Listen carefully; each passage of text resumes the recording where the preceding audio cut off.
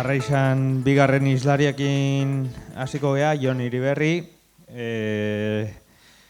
Kirol Eskolako ardurauna, Igerik eta Txerrinduleitza eta Trialdoiko goi mailako entrenatzailea, eta aurretikano bere biografian biomekanika eta giza errendimenduko ardurauna, Movistarren, Espainiako Txirrindulari Federazioan garapen teknologikoko arduraun, uzin biomekanikako irakasle, eta gaur egun Jumbo Vismako analisi biomekanikoko ardurauna. Hain baita Eusko Jaurlaritzako Hobekuntza Teknikoako zentroko teknikari, eta hainbat kirol guneren arduraun eta hainbat atleta olimpikoko prestatzailea. Eta itzen goigu biomekanikako irabazi marginales. Inigo, Jon, zuria hitza. Bale, eskerrik asko, Iban eta Euskadiko Triatloi Federazioa. Eskerrik asko Espainiako Triatloi Federazioari baitare eta Bilboko Triatloiko antolakuntza kidei baitare. Eta nola ez, Deportibo Bilbaoko harrera oso berezia egun dederez, eta gaurko iketaldia hemen egin dezakegulako, nik uste dut oso toki bentzan eretzako berezia. Después de los agradecimientos, asumo el reto de mantener el nivel instructivo de Íñigo, que siempre es muy complicado, por no decir imposible. Intentaremos que no decaiga demasiado y que lo que os haya preparado os resulte útil.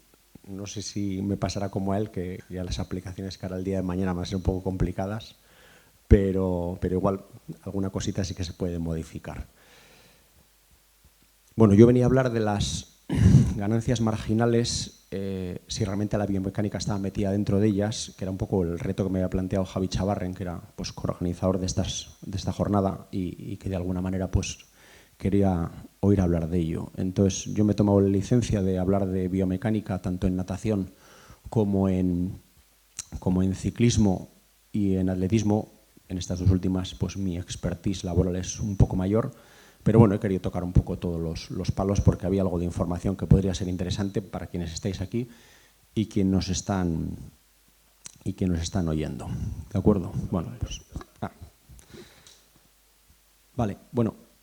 Para quien no esté muy habituado al palabra de las ganancias marginales, que es un pequeño neologismo dentro del mundo del deporte y que viene más del mundo quizá de la empresa, y que las dijo Brailsford en su día, ¿no? Y aplicó una teoría, sobre todo cuando cogió el equipo olímpico británico de ciclismo en pista, que pasó de no ganar ninguna medalla en Sydney a ganar muchísimas en Pekín y en Londres, y luego como continuación el equipo Ineos de ciclismo profesional y sus grandísimas victorias, y tratando de explicar, ¿y cómo lo habéis hecho? ¿Cómo lo habéis hecho tan bien?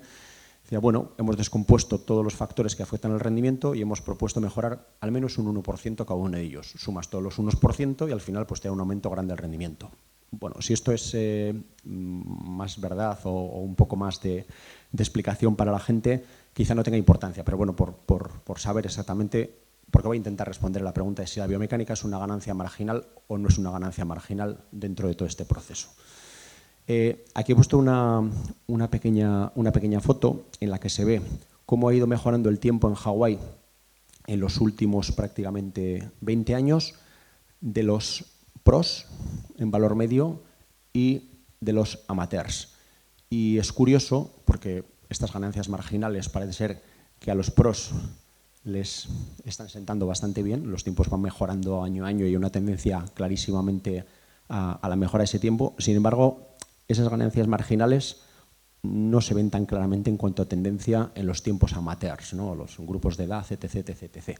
Y esto ya te da una pista acerca de la influencia que pueden o no tener las ganancias marginales en el rendimiento final, porque obviamente, a diferencia de lo que existe en otros deportes, la gran mayoría de los amateurs que van a Hawái llevan un sistema de preparación, al menos desde el punto de vista técnico y tecnológico, igual que el de un profesional. O sea, hay muy poca diferencia en eso, con lo cual la diferencia está en el otro lado.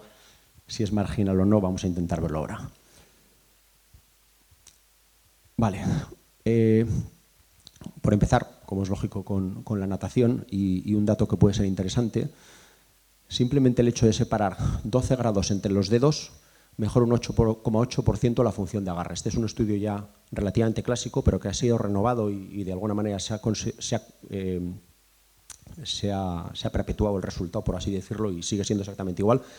Yo competí en natación hace muchos años y la mano había que llevarla cerrada porque si no el agua se escapaba entre los dedos, ¿no?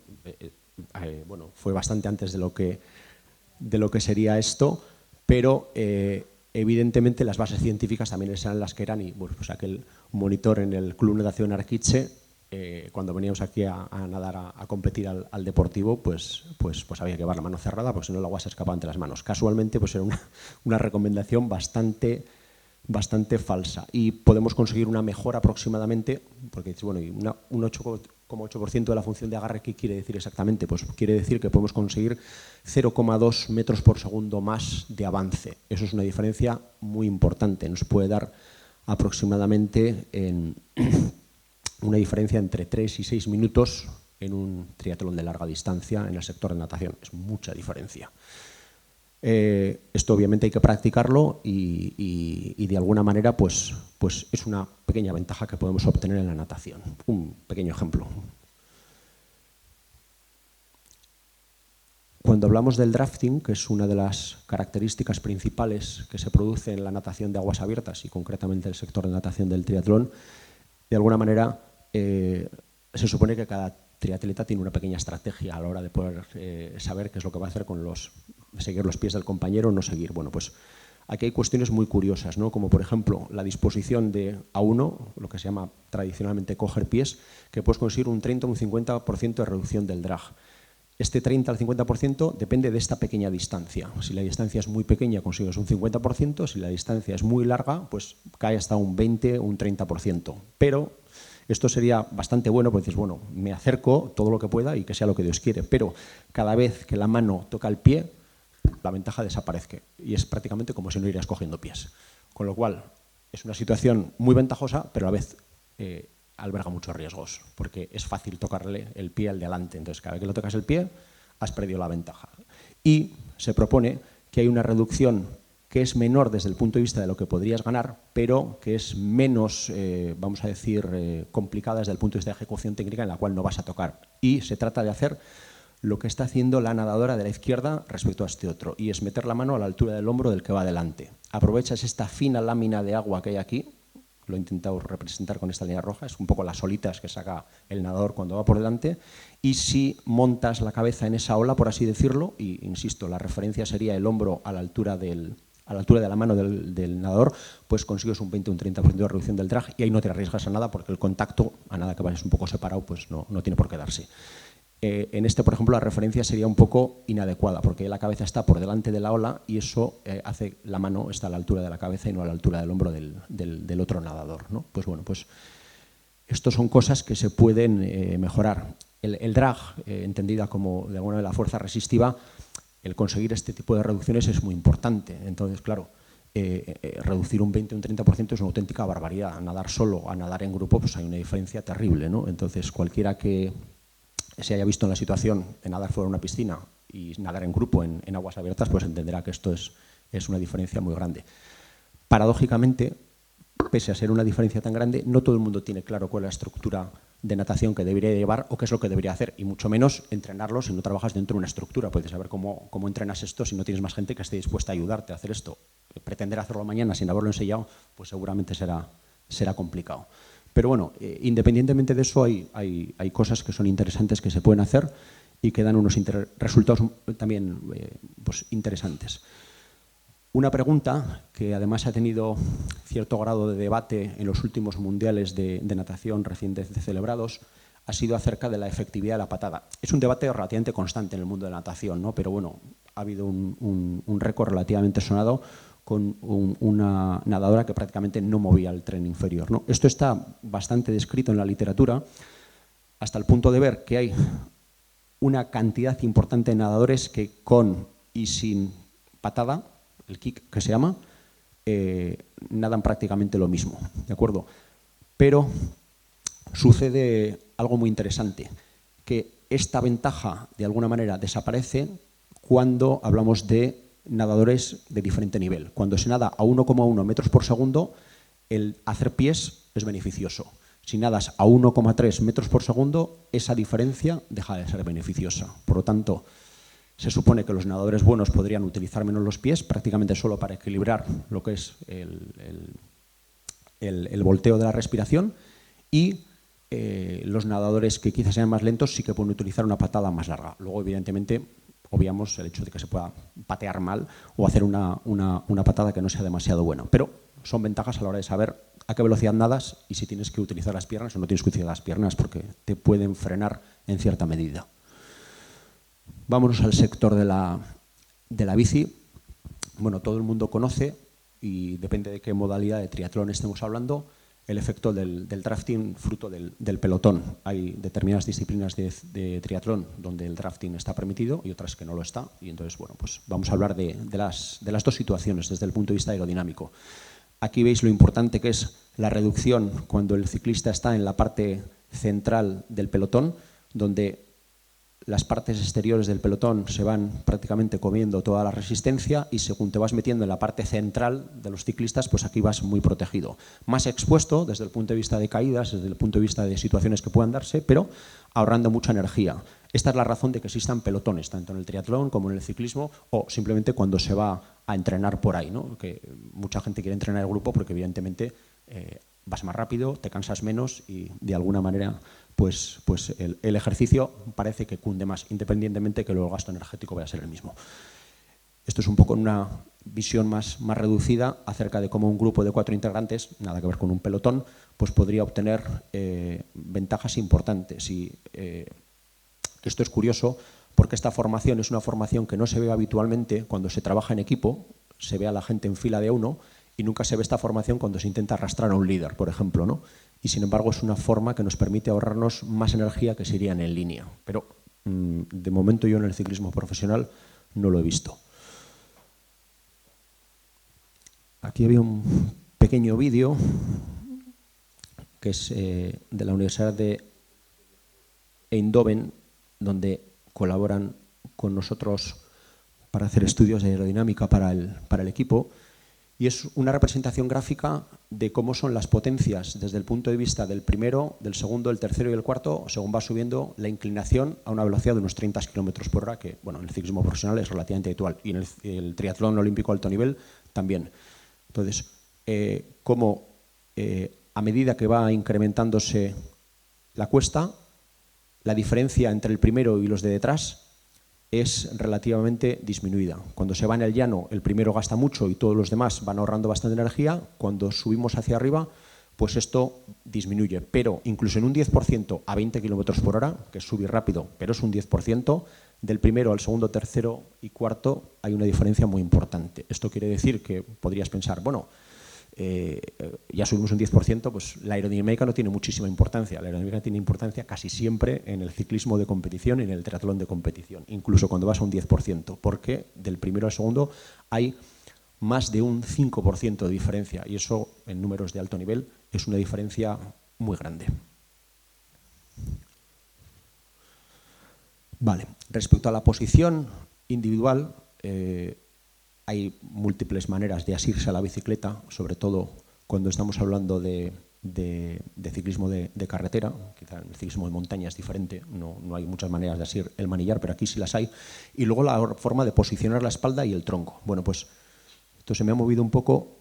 Quería haceros ver simplemente que las posiciones 5, 6, 7, 8 y 9, que es cuando el ciclista lleva los codos doblados en todas ellas, independientemente que sean un poco mejores o un poco peores, son mucho mejores que cualquier posición en la cual el ciclista lleva los brazos estirados.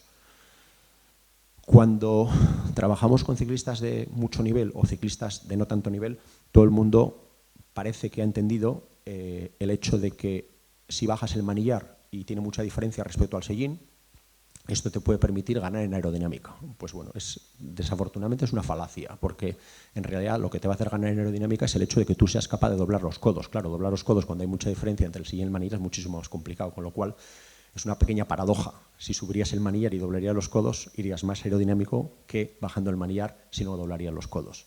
Esto es algo que cuesta mucho meterle en la cabeza a la gente, pero es así. Y este estudio no es ninguna novedad. Este estudio es australiano y tiene casi 15 años.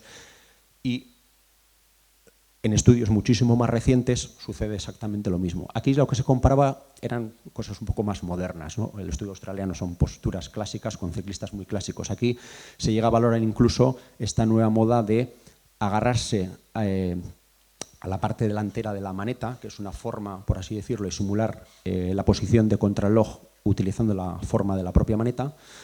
Y aquí es el último berrido, que es meter las manetas para adentro porque presuntamente es más aerodinámico. Bueno, pues no es más aerodinámico, en todo caso es igual de aerodinámico, no queda perfectamente claro.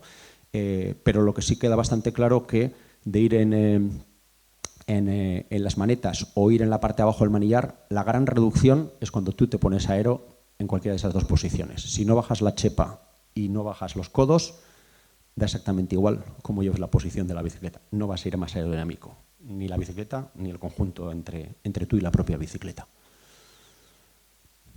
Bueno, esta es un poco la herramienta que utilizamos habitualmente, que es el test de aerodinámica en situación real, más allá de lo que se puede hacer en el túnel del viento, porque entiendo que el túnel del viento está muy bien pues, cuando hablamos de cuestiones extremadamente técnicas, pero es un aparato que no está disponible para el 99% de la gente, con lo cual no me parece demasiado adecuado el plantearlo aquí. Esto es un test que se puede hacer prácticamente con un potenciómetro y teniendo un sitio como para poder realizarlo con cierta seguridad y estabilidad, ¿no? Puede ser un velódromo, puede ser una pequeña pista outdoor y se puede hacer. Este trabajo lo repetimos muchísimas veces y simplemente valoramos la relación que existe entre la potencia que se hace a diferentes intensidades y la velocidad. Esto da lugar a una curva o una relación existente dentro de lo que es el drag y finalmente nos da un valor que es el valor del coeficiente aerodinámico o CDA, que intentamos reducirlo de tal manera que el ciclista o la ciclista, en este caso Gurutze Frades, consiga la posición que mejor, por así decirlo, le permite entrar en el fluido, que en este caso el aire.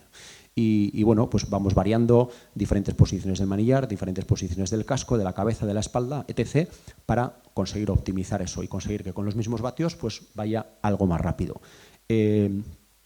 Aquí las ventajas evidentemente son muy individuales. Quiero decir, si partes de una posición muy desastrosa, puedes conseguir un beneficio muy importante desde el punto de vista aerodinámico.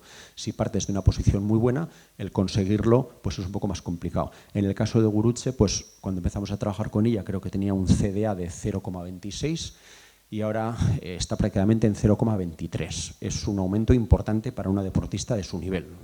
Reducir eso 0,03 grados de drag es un poco, pero bueno, tuvimos suerte y se dieron las circunstancias y la mejora es óptima. Esperemos que si eso de alguna manera se constató haciendo novena en el Campeonato del Mundo el año pasado, pues este año que hemos todavía dado un poco más afinado en Kona tenga un poco de suerte y consiga progresar un poco más.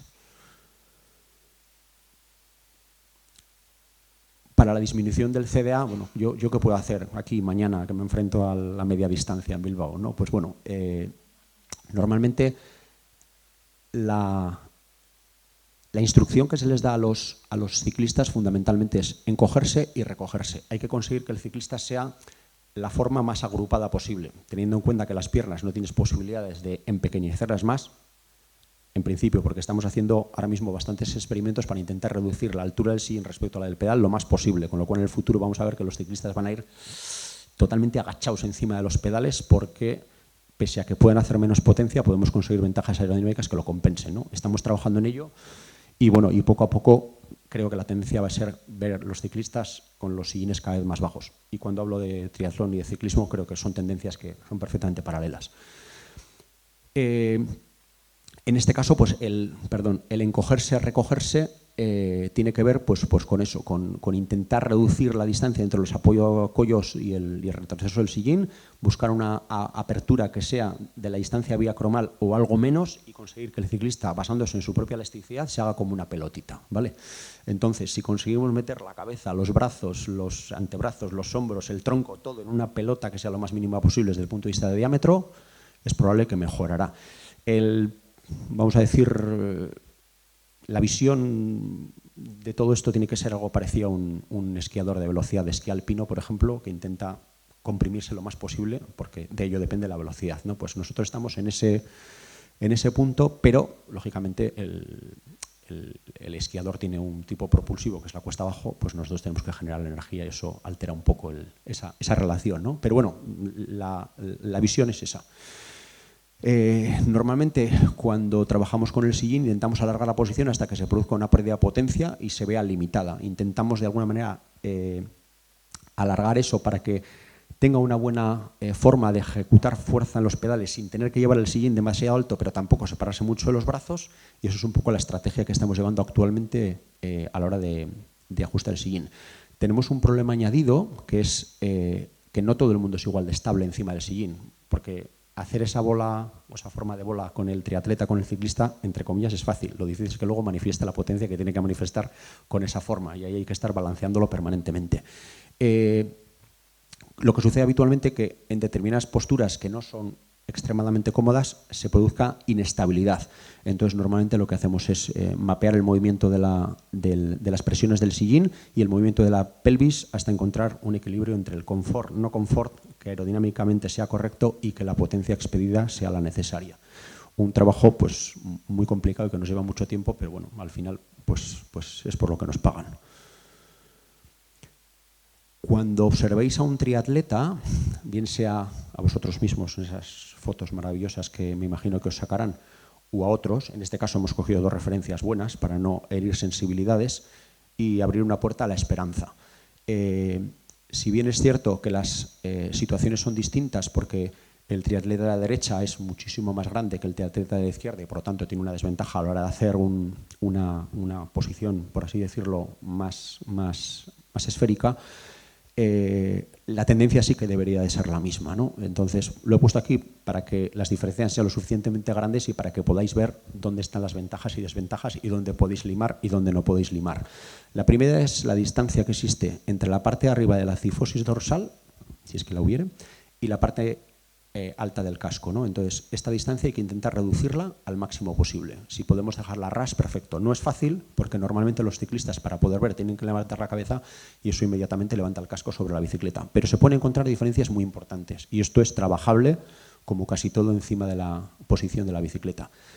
Reducir la distancia entre la nariz y la parte delantera de los antebrazos, que aquí veis que es muy cortita y aquí veis que es bastante larga, esto ofrece una gran resistencia desde el punto de vista frontal. Y para conseguir esto, dado que la flexibilidad de muchos de los ciclistas y de los triatletas no es como la de otro tipo de deportistas que podrían hacer esto con más facilidad, los hay ciclistas que son muy hiperlaxos y que pueden hacer este tipo de cosas, otros les cuesta más, es sobre todo inclinar los antebrazos hacia adelante, de tal manera que levantando las manos y bajando los codos se mejora un poco la función de la flexión anterior del cuello y podemos llegar más cerca de las manos. Esto complica la visión encima de la bicicleta, pero produce mejoras aerodinámicas muy importantes. Y hoy en día casi todos los que estamos trabajando en esto nos estamos acogiendo a un modelo que se va pareciendo mucho a este. Sin embargo, pues se siguen viendo cosas así. Cuando hasta no hace mucho tiempo esto era discutible, que podría ser igual o que podría ser peor, pero hoy en día ya los datos que vamos alargando cada vez lo vemos más claro, que la inclinación de los antebrazos es algo que va a tener que... Al principio decíamos que era solo para los triatletas ciclistas pequeños y que para los grandes eso no servía, pero ya nos hemos dado cuenta que para los grandes también sirve. El mejor ejemplo lo tenéis en Filippo Ganna, que es un corredor de 1,92 y que lleva la máxima inclinación que se le permite hoy en día desde la UCI. En triatlón hay una ventaja, no hay reglamentación desde el punto de vista de medidas y eso te permite más libertad a la hora de ser más aerodinámico. En ciclismo tenemos alguna otra que otra pega para poder evolucionar en ese sentido. Vale, nos olvidamos un poco de la aerodinámica y nos vamos a lo que es la eficiencia mecánica del pedaleo, que es otra cuestión también donde se puede conseguir una gran e importante mejora. En este estudio de Vini, que también es un metaanálisis sobre las cosas que ayudan a pedalear y las cosas que impiden pedalear, hay una afirmación que es, con la que estoy bastante de acuerdo, que la eficiencia mecánica del pedaleo tiene limitaciones a la hora de ser interpretada. Podría parecer que quien tenga una mejor eficiencia mecánica, por así decirlo, pedalea mejor y por tanto el rendimiento es mejor. Y el que tiene una menor eficiencia mecánica pedalea peor y por tanto es peor ciclista. Bueno, pues lo que dice el profesor Vini, insisto, estoy bastante de acuerdo con él, que esto no es una regla de 3. Sin embargo, nosotros tenemos datos, os voy a presentar datos que lo contradicen, pero os voy a explicar por qué lo contradicen también. Bueno, aquí cuando dice de las dificultades, lo dice por una sencilla razón. Todos, cada uno de nosotros, independientemente de nuestro nivel ciclista, nuestra eficiencia mecánica de pedaleo va a mejorar cuando aumenta la intensidad. Entonces, ¿qué es lo que sucede? Que cuanto más fuerte soy capaz de pedalear, más mejora mi eficiencia mecánica. Eso nos sucede a todos. Es, por así decirlo, una característica intrínseca al movimiento de las piernas y de la propia bicicleta. Y se ve en esta gráfica. A más potencia, más eficiencia mecánica. Sin embargo, con la cadencia pasa lo contrario. A más cadencia, menos eficiencia mecánica, con más dispersión de los datos. Todo hay que decirlo, ¿de acuerdo? Entonces, en muchos casos, la recomendación que se da, y es verdad, para mejorar la eficiencia mecánica hay que aumentar la intensidad y disminuir la cadencia. Esto no suele ser un consejo demasiado bien recibido por los deportistas, pero es algo que se tiene que trabajar con el tiempo y de alguna manera ayuda a mejorar este factor.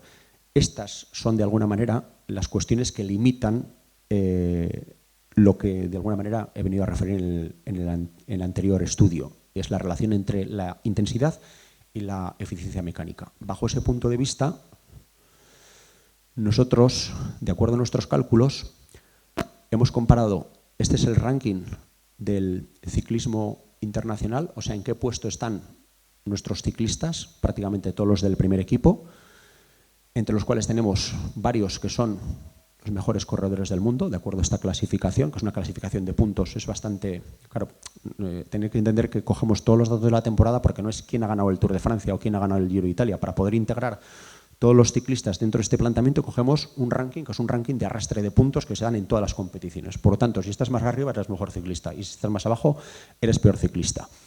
Y aquí vemos cuál es su eficiencia mecánica de pedaleo. Entonces, hay una relación directa entre cuán buen ciclista eres dentro de nuestro equipo y la eficiencia mecánica. No es una relación absolutamente lineal, pero sí que es una tendencia bastante clara. Hay ciclistas que con 80% de eficiencia están entre los mejores del mundo y hay ciclistas, por ejemplo, que con una eficiencia parecida prácticamente están entre los 150 primeros del mundo. Hay una gran diferencia entre ser de los mejores del mundo a ser los 150 ciclistas mejores del mundo, sobre todo desde el punto de vista contractual. Para lo que nos sirve esto, de alguna manera, es para fijarnos, y llevo bastantes años trabajando en esto en el equipo, es en mejorar sistemáticamente las fórmulas para que los ciclistas pedalen mejor y mejor y mejor. Esto es muy lento, esto es muy, por así decirlo, complicado desde el punto de vista también afectivo, porque a muchos ciclistas, pues tienes un ciclista que ya es el 15º, el 20 del mundo, y le vas a decir que le vas a mejorar el pedaleo y que tiene que esforzarse mucho para mejorar el pedaleo. No lo suelen recibir bastante bien, sino más bien lo contrario. Pero bueno, afortunadamente hoy existe la tecnología y el conocimiento para poder hacerles demostrar, mira cuántos vatios estás perdiendo. Entonces, cuando le dices, mira, hijo, tú pedaleas al 80% de eficiencia mecánica, quiere decir que tienes un 20% de eficiencia negativa. A 200 vatios tienes que estar generando 240 vatios para hacer 200. Y ya empiezan a ser un poco más receptivos, porque dices, mira, si por ejemplo esto lo subiríamos hasta un 90%, estaríamos hablando que solo tendrías que hacer 220 para 200. Y esto lo podéis aplicar matemáticamente donde queráis. Pedalear al 90% de eficiencia mecánica es muy complicado. Prácticamente solo un ciclista en nuestro equipo se acerca al 90%. Pero ahí están las diferencias entre este que pedalea al 87% y este otro que pedalea al 76%. ¿De acuerdo? Los dos son ciclistas del equipo, los dos están en un equipo que es un equipo desde el punto de vista de rendimiento de referencia internacional y bueno, pues estos tenemos que conseguir que de alguna manera vayan mejorando su rendimiento. Estos números son los que cualquiera de vosotros que entrene con un potenciómetro puede verse hoy aquí y ver a qué eficiencia mecánica pedaleo yo. Pues bueno, el potenciómetro te lo dice con muchísima precisión. Y podéis ver cuántos queda mejorar, si un 5, un 10, un 15, un 20%. Entonces, está claro que el nivel va a ayudar a pedalear mejor, pero no es óbice para pedalear bien independientemente del nivel. Quiero decir que gente que no tiene un nivel excesivamente alto, ciclistas que no estarían nunca jamás en este equipo, son capaces de pedalear al 80, al 82, al 84. Maximizan su función de pedaleo. Otros no lo hacen. Nosotros esto lo vamos controlando a lo largo del año y la eficiencia mecánica es muy caprichosa. Sube y baja en función de cosas pues muy características, desde estados de fatiga, desde estados de forma, como ha dicho Íñigo, hasta cuestiones afectivas, descanso, Es muy... quien entrene en bicicleta habitualmente entenderá que todos los días las piernas no están igual. Pues esto es más o menos como están las piernas desde el punto de vista de si salen o no salen los vatios hoy, ¿no? Porque hay unas diferencias muy importantes. Estos son todas las semanas de un año, menos las que el ciclista por alguna razón descansa, y las variaciones que hay entre semana, de semana a semana, y también las que hay entre la pierna derecha y la pierna izquierda, porque evidentemente analizamos las mecánicas con carácter bilateral. Esto es, de alguna manera, una parte muy importante de mi trabajo actualmente dentro del equipo. Es, de alguna manera, un trabajo ímprobo para mejoras mínimas, porque cuesta mucho modificar esto, pero, de alguna manera, los beneficios luego son francamente interesantes. Cuando Turpen, creo que esto es del 2017, en este metaanálisis habla cuál es la relación entre la biomecánica del ciclismo y el rendimiento ciclista, llega a una conclusión, que no he querido ponerlo aquí, que dice, la mejor biomecánica es la que produce más vatios, déjate de rollos. Y lo hice así, después de analizar cuestiones que si la altura del sillín, que si más arriba, que si más abajo, para adelante, para atrás, tumbado, no tumbado, X y J, todas las variables biomecánicas que podéis imaginar, y dice, al final, la que te da más vatios, esa es la buena para ti. Evidentemente está relacionado con todo lo que he comentado anteriormente. Entonces, ¿qué es dar más vatios encima de una bicicleta? Pues una medida que utilizamos que es el GPR-GPA ratio, y que os voy a explicar ahora mismo. Cuando pedaleas, la fuerza que haces, expresada a través de estos vectores, tiene un carácter, cuando vas hacia abajo, claramente positivo. No toda la fuerza que haces va en la dirección tangencial, pero mucha de ella va en la dirección tangencial. Pero cuando el pie, de alguna manera, pasa desde la parte de abajo del pedal a la parte de arriba, tiene estos vectores que tienen carácter negativo. Ahí es donde se producen los frenazos fundamentalmente. La forma de propulsar la bicicleta y de frenarla es muy individual, terriblemente individual. Prácticamente os diría que no hay dos perfiles que sean exactamente iguales. De tal manera, de hecho en este caso podéis ver que el ciclista pedalea de manera muy diferente con la derecha y con la izquierda y que sus factores pro y contra pues de alguna manera no tienen nada que ver el uno con el otro, ¿no? Fijaros este vector aquí, tan pequeñito, y este aquí un poco más grande, y bueno, pues podríamos pararnos a analizar el caso, pero quiero que os quedéis con esta idea, que de toda la fuerza que hago, ¿cuánta me resto yo a mí mismo? Eso es la eficiencia mecánica, y esa es la que tratamos de alterar día a día, semana a semana, mes a mes, con el trabajo que hacemos. Bueno, pues esto es el ratio entre released y absorbed, o de alguna manera, pues bueno, el porcentaje de lo que frenas y de lo que no frenas. Está íntimamente relacionado con la eficiencia mecánica, pero tiene un componente más fino desde el punto de vista de predicción pedalada a pedalada, cómo estás pedaleando en cada uno de ellos. Y esto lo controlamos todos los días, en todas las carreras y en todas las pedaladas. Y a esto me dedico yo, prácticamente. Entonces, esta línea negra que veis por aquí es simplemente cuánto está perdiendo de pedalada el ciclista en cualquier momento de la competición. Cuando el ciclista va cuesta abajo, los valores de relación son muy malos. El valor de eficacia es malo porque se pedalea de alguna manera con un arranca-para, que no permite que la pedalada sea excesivamente efectiva porque sobre todo pierde mucha carga inercial. Sin embargo, cuando se va cuesta arriba y en función de qué es lo que esté haciendo el ciclista, esto se altera. Aquí veis que cuando el ciclista está haciendo series, este rojo es el valor de la potencia. Aquí está haciendo una serie corta, luego descansa un poco, serie, y veis qué es lo que pasa con la eficiencia y qué es lo que pasa con la relación entre la fuerza que haces y la fuerza que absorbes. Pues es casi relacionada de manera inversa.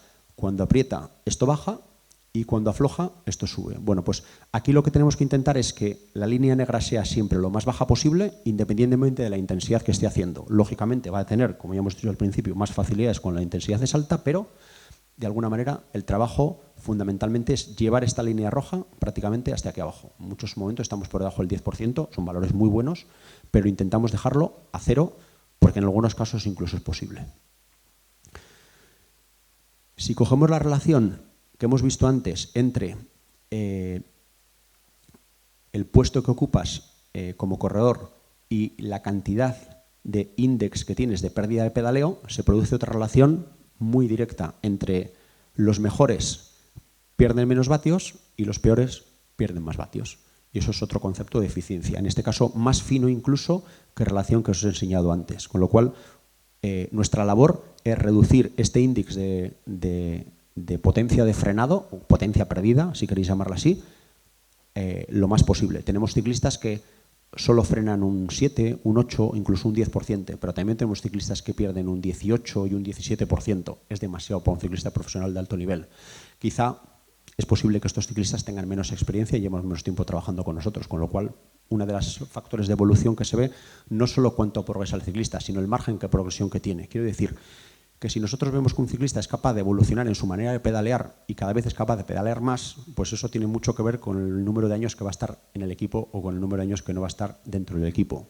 Porque si la calidad de pedaleo no mejora, teniendo en cuenta la influencia que tienen en la expedición total de potencia, es una grandísima ventaja decirle a ese corredor amablemente que se vaya a otro equipo, porque lo que estamos dando no va a funcionar mejor en otro equipo de lo que funciona en el nuestro. Y eso es una de las grandes ventajas que tenemos actualmente. Aquí, de alguna manera, en un análisis todavía más microscópico de lo que es la pedalada, y basándonos en un estudio de Jobson del 2009, vemos que la forma de hacer fuerza encima de los pedales tiene mucho que ver con la eficiencia metabólica. De tal manera que los ciclistas que tienen un pico más acentuado y más cantidad de pedalada en la parte central de la pedalada, lo que se llama fase óptima de potencia, se le viene llamando hoy en día, tienen un nivel de gross efficiency, o sea, la eficiencia metabólica general, mayor que los que pedalean de una manera más aplanada, ¿no? Dentro de estas dos jorobas, con picos menores y con valles que son mayores. O sea, esto es lo que, si me permitís el término, se le llamaba antes el pedaleo redondo, en el cual había que aplicar fuerza a lo largo de todo el círculo y tal y cual. Recomendaciones que tienen, por otra parte, muy poco valor científico, pero que, sin embargo, no es que sean inocuas, sino es que son directamente malas. Entonces, bueno, pues hoy en día todavía se sigue hablando de eso y podéis buscarlo en internet, es un tema recurrente, va en contra del conocimiento y de la ciencia, pero eso en nuestra profesión, en nuestro oficio, es bastante habitual, paradójicamente. Nosotros utilizamos un modelo, de alguna manera, de cálculo matemático en el que se llama Kurtotic Index y miramos cuál es la fuerza máxima que hace el ciclista respecto a la fuerza media que hace en cada una de las pedaladas en cada uno de los días. Entonces, analizamos a lo largo del año cómo se va modificando. Cuando este índice tiende hacia abajo, el corredor está mejorando. Cuando este índice tira para arriba, el corredor no está mejorando. Y eso nos sirve pues para plantear planes de entrenamiento, ejercicios específicos para seguir corrigiendo la pedalada. Una referencia bibliográfica de un investigador que además es local, Chus Cámara, que lo hizo en la Universidad de Vitoria y en el cual se veía que el torque tenía una relación directamente o relacionada significativamente con la eficiencia metabólica. O sea, venía a refrendar lo que había dicho Jobson en el anterior estudio. Nuestro próximo paso es introducir unas nuevas fuerzas que son las fuerzas radiales. Las fuerzas radiales son fuerzas que se generan pero que no propulsan la bicicleta. ¿Y entonces para qué las queréis? Pues es muy sencillo, porque cuando se generan muchas fuerzas radiales y pocas tangenciales, lo que sucede es que el ciclista hace mucha fuerza, pero no en la dirección que tiene que hacerla. Entonces, otro problema que tenemos, aparte de todos los que habéis visto, es el intentar de alguna manera conseguir que la fuerza que se realiza, porque hay ciclistas que tienen mucha fuerza, pero luego no saben transmitirla a la bicicleta. Entonces, tenemos que conseguir, a través de la medición, de estas fuerzas radiales, que son unas fuerzas, estas que aparecen por aquí, este es el torque normal, vamos a decir, la joroba de una pedalada normal, y estas son las fuerzas radiales. Pues bueno, tenemos que conseguir convertir esas fuerzas radiales que está haciendo un ciclista en minimizarlas hasta la medida de lo que sea posible y convertirlas en tangenciales, que son las que mueven la bicicleta. Eso, pues bueno, es el reto que tenemos planteado para los próximos 4 o 5 años, porque hasta ahora no era fácil medir las fuerzas radiales directamente en competición. Ahora somos capaces de medirlas y, por lo tanto, pues tenemos la posibilidad de trabajar con ello. Voy a pasar rápidamente sobre el fenómeno de la asimetría y su relación con el ciclismo en el time trial, en contrarreloj, ¿no? La asimetría es, por ejemplo, puede haber muchos tipos de asimetrías, pero esta es una de las más visibles, ¿no? Cuando el ciclista se sienta totalmente retorcido encima de la bicicleta. Esto es algo que se puede llegar a ver habitualmente si vas pedaleando en grupo y dices, joder, ese delante va torcidísimo. Bueno, pues esto es una asimetría, que es una pelvis que se sitúa asimétricamente encima del sillín. Los orígenes de la asimetría son muy varios, desde descompensaciones propias, vamos a decir, de la bipedestación, pues una mera escoliosis te puede llevar hasta aquí, hasta caídas que tienen los ciclistas o simplemente un desarrollo de una mala postura, pues como es sentarse mal en la silla, ¿no? Pues hay ciclistas que desafortunadamente pues adoptan este tipo de posturas y evidentemente, como tienen un carácter muy patológico en el ciclismo, tenemos que tratar de arreglarlas. Desde el punto de vista del rendimiento, lo que veíamos en la referencia que os he puesto ahí, no hay gran relación entre ciclistas simétricos y mejor rendimiento y ciclistas asimétricos y peor rendimiento, que podría ser lo que te lleva a pensar la hipótesis más natural, ¿no? Sin embargo, cuando nosotros corregimos a los ciclistas, a los nuestros, si están haciendo 211 vatios y 187 vatios con la izquierda y con la derecha, o están haciendo 214 y 209 con esta otra. ¿Qué conseguimos? Conseguimos que un nivel de balance mayor nos dé mayor cantidad de vatios. Entonces, no pretendo contradecir la regla general, pero cuando tú tienes un ciclista asimétrico, y lo conviertes en un ciclista asimétrico y se balancea mejor y pedalea igual, más simétricamente con las dos piernas, normalmente mejora el rendimiento. Esa es nuestra experiencia en casos individuales. Aquí veis que dentro de nuestro equipo lo que sucede es que los más asimétricos y los menos asimétricos no son ni mejores ni peores ciclistas. Tenemos asimétricos buenos y tenemos asimétricos malos. Y tenemos simétricos buenos y tenemos simétricos malos. Con lo cual, estoy de acuerdo con la tesis general. Pero, insisto, lo que nosotros hacemos es que los asimétricos individualmente les mejoramos el rendimiento simplemente simetrizándolos. Vamos a cambiar de sector, que esto ya está muy visto. Isabel Moore, que es probablemente la investigadora que más ha trabajado en economía de carrera a pie, o que más ha publicado al menos, hizo un gran trabajo a la hora de decir, comparar todo lo que podría afectar sobre la economía de la carrera a pie, intentar poner lo que funcionaba, lo que podría funcionar pero no era muy claro y lo que directamente no funcionaba. Aquí están prácticamente todos los parámetros mecánicos y biomecánicos que se pueden utilizar dentro de la carrera a pie. ¿De acuerdo? Entonces, en este estudio, que es uno de los estudios que estudia como referencia, ven que si aumentas un 7% la frecuencia de paso, el número de apoyos que haces en el suelo por minuto o por expresión de tiempo, y haces una 4% de reducción de distancia de paso, en un programa de 10 sesiones de entrenamiento aumento de la cadencia, puedes conseguir un aumento del 20% del V2 Max y un 6% del V2 Max. Quiere decir que hay gente que mejora muchísimo y gente que incluso puede llegar a empeorar dentro de esto, con lo cual es una adaptación totalmente individual. Pero es una estrategia interesante, esta, que utilizamos frecuentemente y que viene recomendada, por así decirlo, por Isabel Moore. Aquí veis la tendencia entre la frecuencia que existe y el desplazamiento vertical, que es uno de los factores que se utiliza habitualmente para controlar la eficiencia mecánica. Entonces, se ve claramente que cuando el porcentaje de variación de la cadencia aumenta o disminuye en función de lo que sucede esto, mejora o empeora el consumo de oxígeno. Bueno, se cogieron unos corredores dentro de este estudio, se les hizo correr a más cadencia y correr a menos cadencia. Entonces la evolución es sensiblemente positiva para aquellos corredores que adoptan una estrategia de correr con pasos más cortos y unas frecuencias más altas. Aquí, en este estudio, de alguna manera, lo que se relaciona directamente es el desplazamiento vertical. Está basado en los mismos datos de laboratorio. Entonces, el desplazamiento vertical, como medir la economía de carrera es relativamente costoso para el deportista amateur, sin embargo, el desplazamiento vertical hoy en día es muy fácil de medir. Prácticamente casi cualquier monitor de rendimiento que estés llevando, banda de pulsómetro, lo que sea, te está hablando de este desplazamiento vertical. Con lo cual, creo que se puede convertir en un parámetro relativamente útil para utilizarlo diariamente y ver si vas dando saltitos o si de alguna manera el vórtex se comporta de una manera más o menos estable. Un asunto sobre el que se está trabajando hoy en día bastante es intentar ampliar el ángulo de salida del pie cuando se hace la última propulsión desde el punto de vista del ángulo de la rodilla, el ampliarlo y el ángulo del tobillo, el conseguir lanzar el cuerpo más hacia adelante como factor de mejora. No hay todavía resultados demasiado concluyentes, pero algo ha visto el mundo de la investigación porque se está trabajando mucho en ello, con lo cual el desplazamiento hacia adelante de una manera más efectiva, con ángulos de salida,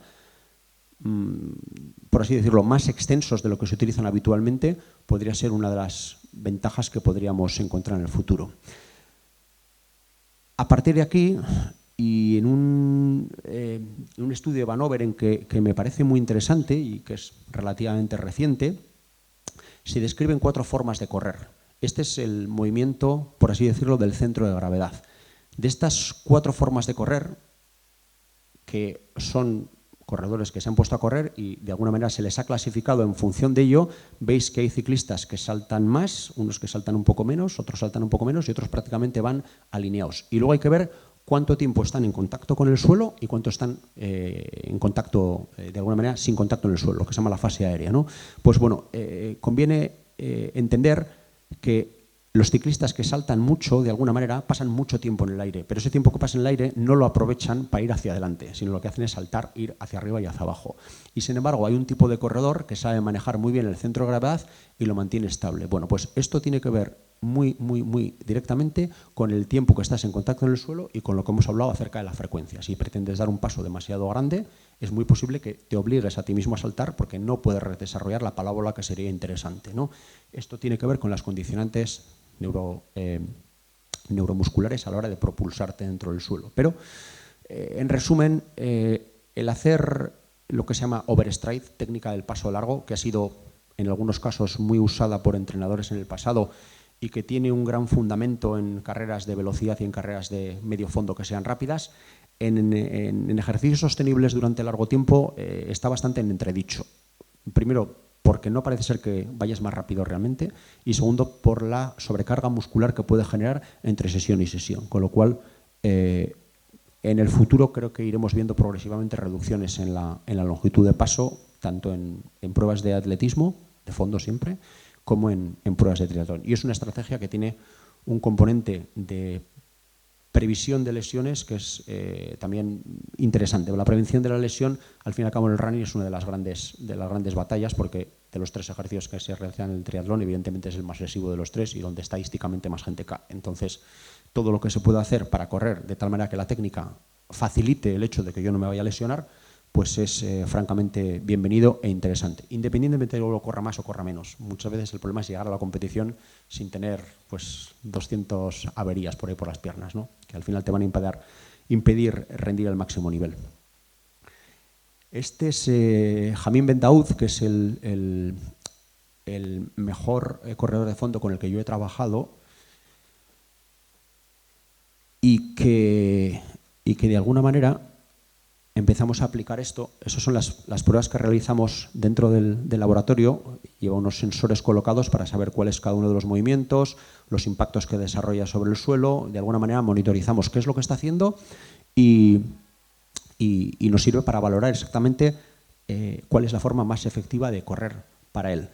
Y bueno, la evolución que ha tenido en marcas, evidentemente habrá tenido que ver con su desarrollo, porque todavía es un corredor relativamente joven para la distancia que de alguna manera afronta, que es la del maratón, y porque evidentemente pues, los entrenamientos pueden tener un carácter pues, incremental aún, dado que, insisto, está en una fase de conformación como corredor. Pero sin embargo sí que es característico, o de alguna manera llamativo, el número de pasos por minuto que dio en el 2017 para hacer 2.12, el número de pasos que dio en el 2018 para hacer 2.10, el número de pasos que dio en el 2020 para hacer 2.8 y lo que conseguimos que prácticamente igualase el récord de España en el 2.22 que hizo con 192. Es una frecuencia de maratón muy alta para lo que se suele ver por ahí. Pero esta tendencia es incontestable. Y si a él le preguntas si ahora volvería a correr a 175, a 172, dice que no, porque dice que aquí se machacaba las piernas muchísimo más, que le costaba muchísimo más coger la forma y etc. etc. Él se ha acostumbrado a correr ya con este tipo de frecuencia. Y no lo he puesto en esta gráfica, pero para que veáis que esto dices, pero es una exagerada forma de correr a 192 pasos por minuto. Digo, pues no es exagerada, porque el reciente récord de Euskadi de media maratón lo hizo a 202, con lo cual se puede todavía hacer pasos más cortos y más rápido. Y evidentemente en medio maratón corrió más que el maratón completo, con lo cual esto es algo que estamos trabajando intensivamente cara al futuro y que, pese a que la ciencia todavía no acaba de poner claramente encima de la mesa las ventajas que podría tener el paso corto respecto al paso largo, yo, de alguna manera, lo que voy viendo en el desarrollo de los atletas con los que trabajo, veo que tiene más ventajas que desventajas. Vale, y ya para terminar, una cuestión que siempre me parece interesante, y tengo que retomar la pregunta que me hizo Javier a la presentación, ¿no? Pero ¿la biomecánica es o no es una ganancia marginal? Bueno, pues si suponemos que esto es el drag o la resistencia que a estas velocidades tiene este nivel de drag un ciclista normal, cuando aplicamos lo que se llama la reducción pasiva, que es decir, por poner ejemplos, me pongo el traje de neopreno, me compro la bicicleta aerodinámica, me compro el casco aerodinámico, me compro la ropa aerodinámica, las gafas aerodinámicas, todo es aerodinámico. Y voy a correr y me compro las zapatillas que tienen más y mejor amortiguación, no, las que tienen más reacción, que son las de suela de carbono, y me las pongo, vale, pues vas a mejorar hasta aquí. Eso es la reducción pasiva. Tú realmente no estás haciendo nada. Todos los chécheres mecánicos que te han puesto por ahí encima, o que llevas o que portas, pues te van a hacer mejorar hasta aquí. Todo esto, evidentemente, con unas suculentas cantidades económicas mediante, porque todo eso hay que pagarlo, no te lo regala nadie. A los pros sí, pero a los mortales no. Y esto es la reducción activa. En la reducción activa, ¿qué está? Todo lo que os he explicado y probablemente muchísimas más cosas. Entonces, la reducción del drag desde el punto de vista activo es más del doble de lo que se consigue con las ayudas mecánicas externas. Más del doble. Del precio no decimos nada porque es bastante más barato. Y dices, bueno, ¿y entonces por qué no lo hacemos?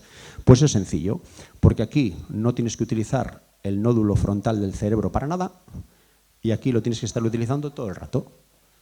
Y como somos seres humanos y dicen los neurólogos que nos cuesta mucho utilizar el nódulo frontal, nos genera un estrés terrible y eso es algo que, pues por lo visto, no llevamos bien, pues casi todo el mundo se intenta beneficiar de esto y pues no atiende a estas otras cuestiones que, bueno, pues he intentado exponer aquí algunas de ellas, más importantes o menos, y respondo a la pregunta. La biomecánica, como manifestación de la técnica o análisis de las cuestiones técnicas dentro del deporte, no es una ganancia marginal porque no aumenta el 1% la mejora de cada uno de los factores, sino aumenta muchísimo más. Por lo tanto, no podemos tratarla de marginal. Y así le respondo a Javier a la pregunta que me planteaba. Y si no me equivoco, esto se acabó.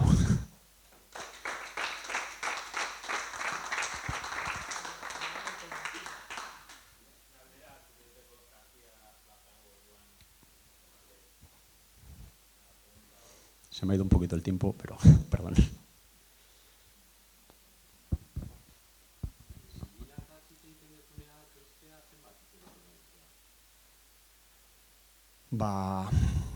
Adibidez, txirrindulari batek eramaten baldin badu 74ko altuera, lortu jaistea 3 zentimetro eta erdi. Erreferentzia horretatik. Orduan, izan ziteken 105 bat, 6 bat. Baina nik ziur nago etorkizunean gehiago lortuko dugula egiten. Adaptazioa behar dugu, eta adaptazio hori egiteko denbora behar izango duzu, eta beti dago arriskua, batez belaunetan min hartzeko, baina entrenamenduaren poderioz, errepikapenaren poderioz, eta nolabait baita ere aldatu izan ditugu beste gauza mekaniko batzuk, lortu izan dugu gehiago jaistea. Azken finean, bielen neurria asko gutxitu dugu, eta esperimentak egiten daudez, 150 milimetrotako bielekin, eta hori suposatzen digu 3 zentimetro eta erdi jaistearaztea zilina. Eta horrek bermatzen digu 1,0 bat jaistea CDA. Orduan, printzipioz, ikusten ditugun gure taldeko erlojuaren kontrako frogetan errendimendua uste dut bide honetiko gazela, baina oraindik ez gara llegatu nahi dugun tokira.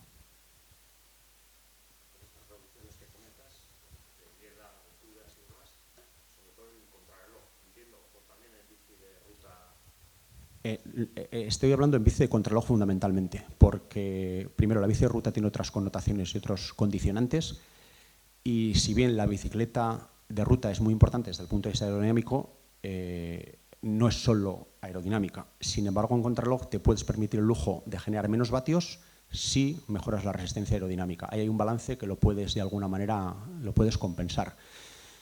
Pero, por ejemplo, y en este caso hablo de nuestros rivales, no de nosotros, lo que vimos que hizo Moric en Milán-San Remo, bajando agresivamente el sillín para conseguir una mejor aerodinámica y conseguir una ventaja, ganar la carrera, no va a ser una excepción. Vamos a ver cosas de esas y las vamos a ver más en el futuro, y lo vamos a ver en una bicicleta de carretera, para que veas que quizá nosotros estamos muy centrados en la crono, pero que hay otros también pensando en otras cosas y en otro sentido. Lo que pasa que, bueno, aquí pues me imagino que tener éxito después de esta serie de modificaciones pues siempre es complicado, ¿no? Porque igual no es el primero que lo intentó, pero sí el primero que lo logró. Entonces sí vamos a ver cosas en ese sentido, y bueno, probablemente tijas que se ajusten a la altura en función de las necesidades del tipo de terreno no es una cosa que sea tan disparatada. Ya hemos empezado a ver cosas en ese sentido, con lo cual es posible que podamos ajustar a la altura del sillín en función de la tarea que tengamos en cada momento. Eso no creo que sea un futuro muy lejano, seguramente está más cerca de lo que pensemos.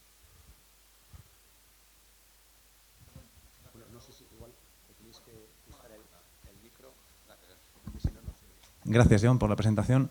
Una pregunta por curiosidad. ¿Cómo consigues que un corredor aumente su cadencia de 172 pasos por minuto a 190? ¿Utilizas algún tipo de feedback auditivo, con metrónomos? ¿Cuál sería un poquito la técnica para conseguir que ese deportista interiorice esa frecuencia? Porque digamos que en cuanto vuelve a la carrera y no tiene ese feedback, ¿no? Entiendo que de manera natural vuelve a su frecuencia, vamos a decir, a la que está acostumbrado siempre. Vale, sí, la pregunta es la pregunta es fácil, lo que es difícil es la respuesta. Bueno, primero, necesitas el primer factor que he comentado, que el deportista y su entrenador estén dispuestos al cambio magro que les estás poniendo delante. Pues dices, oye, estos son los datos, ves que se está cansando más con esta cadencia que con esta otra, y bueno, ¿quieres probar? Bueno, necesitas su aprobación, por así decir. Esto podría parecer sencillo, no siempre lo es, de hecho es bastante complicado. Y luego hay que ponerse manos a la obra. Y el feedback es la forma que tenemos de aprendizaje más rápida. Entonces utilizas feedback a posteriori y durante. Normalmente el sistema de metrónomo que utilizamos es el del propio reloj. El reloj va marcando el tiempo con una señal que ni siquiera es de sonido, porque eso puede resultar un poco fatigoso, y simplemente vibra. Entonces, a la velocidad que vibra el reloj es a la velocidad a la que tienes que correr tú, y hay muchísimos entrenamientos que ya no se plantean desde el punto de vista de velocidad. Tienes que hacer pues el 200 a tanto, el 400 a tanto o el 1000 a tanto, sino que lo planteas en cadencia, porque tú sabes que quieres buscar una correspondencia entre la velocidad y la cadencia.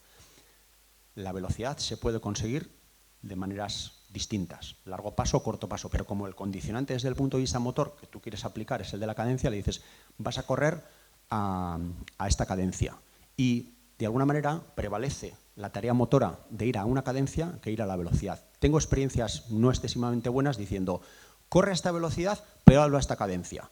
Desde el punto de vista motor, a partir de cierta intensidad, el cerebro no gestiona las órdenes complejas demasiado bien, más bien las gestiona siempre mal. Entonces dice, bueno, ¿pero qué es lo principal? No, la velocidad, hay que sacar la serie, la velocidad hay que sacarla. Eso no se discute en el entrenamiento, ¿no? Vale, entonces, ¿qué pasa? Que la cadencia se cae. Entonces, a esto hay que ponerle mucha energía mental y un sistema de feedback directo. Y luego, pues, realizar mucho refuerzo, porque claro, la tarea que yo realizo es simplemente encontrar 1000 millones de datos para sujetar bien los argumentos y decir, ¿ves cómo haciendo esto se está produciendo este efecto? Porque hay crisis, muchas. Entonces, claro, cuando surgen las crisis tienes que aparecer allí con datos objetivos y decir, no nos estamos equivocando y vamos por el buen camino. Pero no todo el mundo supera las crisis. Entonces, aquí evidentemente pues os he contado mis éxitos y mis victorias, pero si queréis, otro día pues vengo a hablar de mis derrotas, ya no será tan interesante esto. Pero eso pasa, y la pregunta es muy interesante, porque no todo el mundo está dispuesto a hacer este tipo de adaptación. Sin embargo, desde el punto de vista de desarrollo profesional mío, me parece una cosa apasionantemente interesante. ¿Hasta qué punto yo puedo convencerle a alguien de que haga las cosas de otra manera, a sabiendas de que va a haber una travesía al desierto que quizás no vayamos a ser muy amigos, ¿no? Entonces, bueno, pues desde el punto de vista de reto personal es importante, pero se puede hacer, o sea, eso es un proceso llevado a cabo de 4 años. Es Hamid Ben, que es muy bueno y, entre comillas, ha sido bastante formal para hacer esto, ¿no? Y su entrenador ha dado muchas facilidades. Pues hay otros que quizá no lo sean tanto, ¿no? Hemos tenido una representante en el Campeonato de Europa de maratón, representante vasca, a la cual, de alguna manera, pues no hemos conseguido llevarle por la senda que me habría gustado. Resultado, si haces lo mismo, siempre pasa lo mismo. Entonces,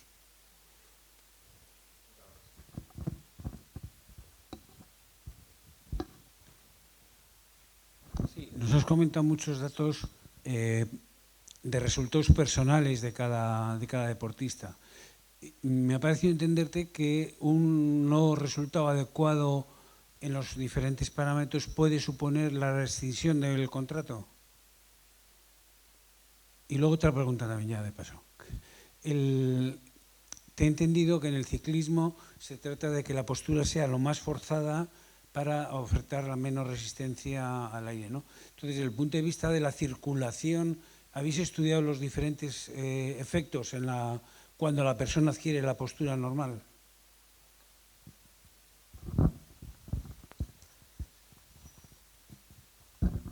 bueno, pues son también preguntas interesantes y sobre todo complejas. La primera, más que la rescisión del contrato, que eso es un poco complicado, sobre todo desde el punto de vista de funcionamiento ordinario del equipo, la no renovación. O sea, el criterio para la renovación de un corredor cuando termina su contrato es valorar la evolución que ha tenido en muchos parámetros. No solo se mira, como se podía mirar antes, si gana carreras o no gana carreras, ¿no? Si gana carreras, pues es que es bueno, hay que renovarle. Y si no gana carreras, pues es malo y hay que buscar uno que gane carreras. Por simplificarlo demasiado, ¿no? El problema tiene que ver con el progreso y con lo que se llama el margen de reserva de adaptación. ¿Hasta qué punto tiene que mejorar para ser el ciclista que nosotros creemos que tiene que ser desde donde está? ¿Va en la línea que tiene que ir? ¿Está consumiendo su reserva de adaptación y por lo tanto progresando adecuadamente? ¿Sí o no? ¿Esto va a valorar los resultados deportivos? Si es uno que va a ganar carreras, es relativamente fácil. Porque si los resultados van acompañando, o de alguna manera las clasificaciones los justifican, está muy bien. Pero es que ganadores en el equipo, y nosotros tenemos unos cuantos, hay pocos. Y los otros 20 no ganan prácticamente nunca ninguna carrera. Entonces, ¿cómo evalúa su rendimiento? Pues en función precisamente de esta serie de parámetros. Porque, claro, dices, para que el que gane carreras, necesito tener el mejor gregario posible. ¿Y cómo se es el mejor gregario posible? Pues viendo este tipo de cosas. Entonces, lo que podría parecer que está reservado única y exclusivamente para los mejores del equipo, no, esto se le aplica al primero que entra con 23 años ahí a trabajar en la estructura. Entonces, tiene un plan de trabajo y tiene unas expectativas conocidas por él desde un principio, porque ahí se dice, mira, de ti esperamos esto, queremos que progreses hasta aquí y estas son las metas que tienes que alcanzar de aquí a 2, 3 años o lo que dure el contrato. No se habla de pájaros y flores, se habla de números. Entonces, ¿que estamos robotizando el ciclismo? Sí, es posible. Pero es que el problema es que el rendimiento va a donde va y ya las cuestiones románticas pues están un poco ya de fuera de lugar, ¿no? Entonces, cuando un corredor, y yo hablo de la parte biomecánica, pero hay otra parte que tiene que ver con la fisiología, incluso con la psicología y la evolución personal, porque resulta que el niño mejora adecuadamente, pero me está revolviendo el vestuario todo el día. Entonces, hay otro que hace otro informe, que no es el mío, y bueno, pues cuando todos los informes están bien, pues seguramente el ciclista continúa en el equipo. Y si hay informes que fallan, pues igual se toma una decisión que no es la correcta. Concretamente, el de fisiología y el de biomecánica tienen muchísima importancia, porque al pesado, de alguna manera, siempre se entiende que lo puedes reconducir y si te está revolviendo el autobús, pues vas a intentar, de alguna manera, apañarlo.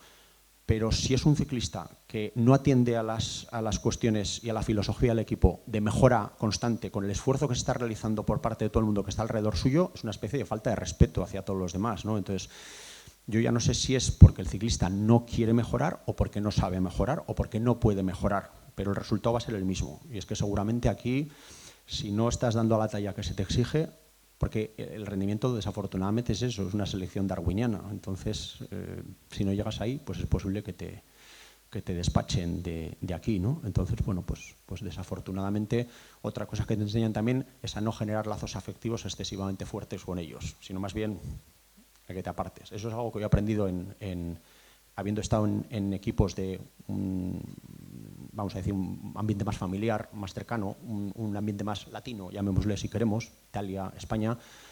Ahí en el norte rápidamente te dicen que aquí somos compañeros de trabajo y que podemos tener buen feeling y todo lo que tú quieras, pero ojito con las relaciones personales y sobre todo con las afinidades que luego no te van a permitir trabajar con la objetividad necesaria. Y en la segunda pregunta, no respecto al flujo sanguíneo en concreto, pero sí a través de las mediciones que conocerás, consumo de oxígeno, el respiratorio, los cocientes y etc., que al final son una fórmula muy directa de valorar si ese flujo sanguíneo va como tiene que ir. Entonces, claro, valoramos hasta qué punto el consumo de oxígeno, por ejemplo, desciende o el ritmo respiratorio no puede ser mantenido a la intensidad que sea necesaria para poder facilitar ese tránsito y en función de eso pues se realizan hemos llegado hasta aquí. Pero al final te acabas dando cuenta que el cuerpo es muy plástico, más plástico de lo que podríamos pensar, y se adapta a cosas que son, en principio, que dices, no va a llegar hasta ahí, dale tiempo, que igual se adapta, ¿no? Entonces, bueno, pues yo creo que vamos a ver cosas que ahora nos parecerían aberrantes, pero en el futuro no nos van a parecer tan aberrantes porque va a haber tiempo para poder adaptarse a ellas. Ahora sabemos que se debe de llegar hasta ahí para garantizar ese rendimiento. Entonces, bueno, yo creo que irían por ahí los tiros. Bueno, pues no hay más preguntas. Muchísimas gracias por la atención y bueno, nada, pues hasta la próxima que nos veamos.